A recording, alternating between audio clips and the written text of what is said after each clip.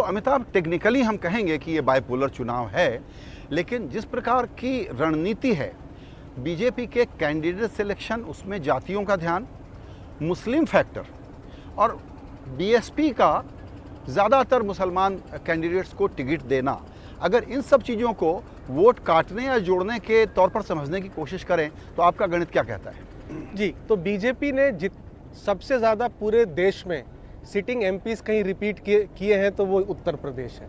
यहाँ पर बहुत ज़्यादा टिकटें काटी नहीं गई। दूसरी बात, जो बीजेपी का जो फॉर्मूला है which is general category plus non Yadav OBCs, उसको ज़्यादा टिकटें भाजपा ने दी हैं। इस बार बसपा कहीं ना कहीं कोशिश कर रही है ये दिखाने की या जताने की कि वो दोनों पार्टी को डैमेज कर रही है। तो 21 माइनॉरिटी कैंडिडेट्स उसने खड़े किए हैं और लगभग इतने ही जनरल कैटेगरी या राजपूत ब्राह्मण कैंडिडेट उन्होंने दिए हैं। जहां से यादव परिवार लड़ रहा है 5 सीटों पर, उन्होंने 4 सीटों पर मुस्लिम कैंडिडेट दिए हैं। तो क्लियरली वो इस बार किसी न किसी पार्टी का गेम, दोनों ही पार्टियों का गेम बिगाड़ने के लिए लड़ रही हैं। क्योंकि अगर जैसा सर ने कहा डिसइंटीग्रेशन हो जाता है अगर बीएसपी वोट का, तो 2027 के चुनाव में अस्तित्व को बचाना और बहुत मुश्किल हो जाएगा बसपा के लिए। वहीं पर समाजवादी पार्टी ने भी इस बार, क्योंकि जो संदीप जी कह रहे हैं हिंदुत्व फैक्टर जो है या जो राम मंदिर कंस्ट्रक्शन जो है, उसका सबसे बड़ा इम्पैक्ट उत्तर प्रदेश में है। अगर यहाँ नहीं होगा तो बाकी राज्यों में क्या होगा, ये भी एक सवाल उठ सकता है। करेक्ट। और भाजपा के लिए एक तरह से ये बात भी फेवर में जाती है कि पिछली बार भाजपा की सीटें यहाँ पे कम हो गई, तो जो पोटेंशियल गेन है, आज भाजपा अलायंस 64 पे है, 16 सीट्स का पोटेंशियल गेन हो सकता है जो किसी भी प्रदेश में शायद भाजपा को ना मिले, जो 16 सीट्स का gain in terms of absolute numbers. तो समाजवादी पार्टी ने इस चीज को समझते हुए इस बार यादव कैंडिडेट सिर्फ अपने फैमिली मेंबर्स में ही दिए हैं 5, पिछली बार 11-12 थे।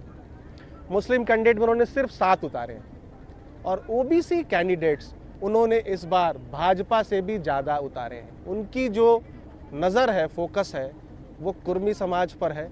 16% टिकट उन्होंने कुर्मी पटेल, जो अनुप्रिया पटेल की पार्टी, उसको दिए हैं। एक समय पे बेनी प्रसाद वर्मा बहुत बड़े लीडर हुआ करते थे समाजवादी पार्टी के। और 10% टिकट कुशवाहा सैनी समाज, तो 26% टिकटें जो हैं वो नॉन यादव ओबीसी समाज को दिया है, ताकि भाजपा को इस वोट बैंक में सेंध मारी जा सके। क्योंकि इसके बिना क्योंकि लीड इतनी बड़ी है, 25% पर समाजवादी पार्टी कांग्रेस पार्टी खड़ी है 2019 के बेस पे, और 51-52% पर भाजपा खड़ी है अपने अलायंस पार्टनर्स को लेकर के। तो ये थोड़ा समीकरण बिठाया है, लेकिन जितना फोकस कास्ट पे करते हैं हम लोग, शायद अब कास्ट पॉलिटिक्स से कहीं आगे पॉलिटिक्स बढ़ गई है।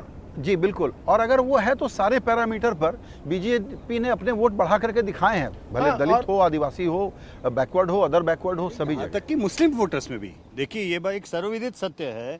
मुझे याद है 2012 में जब हम गुजरात के विधानसभा चुनाव का एग्जिट पोल कर रहे थे, और मैंने ये बात बोली कि ऑलमोस्ट हर चौथे मुस्लिम ने गुजरात में भाजपा को वोट दिया है।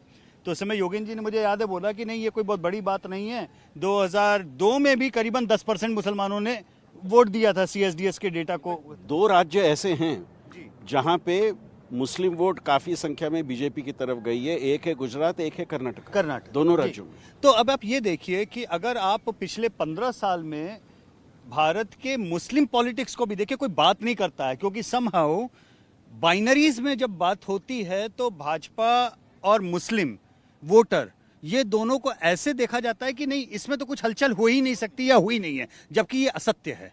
15 साल में जो भाजपा सिंगल डिजिट्स में मुसलमान वोट पाती थी अक्रॉस इंडिया, आज की तारीख में वो डबल डिजिट में पा रही है। कई राज्यों में 20% से ऊपर, 100 में 20 से ऊपर भाजपा को मुस्लिम मतदाता वोट दे रहे हैं। और दुर्भाग्य ये लगता है कि ऐसे मुस्लिम मतदाताओं की बात करते समय सहज रूप से उन्हें सरकारी मुस्लिम कह दिया जाता है। अब ये थोड़ा सा विचित्र ये है कि इसका मतलब जो हिंदू वोटर्स अपोजिशन पार्टी को वोट देते हैं वो हिंदू नहीं है क्या? क्या वो सरकारी हिंदू हो गए? देश में बहुत कुछ बदल रहा है। मेरा ये मानना है कि उसको एक उस निगाह से और अच्छे से समझने की जरूरत है। बिल्कुल।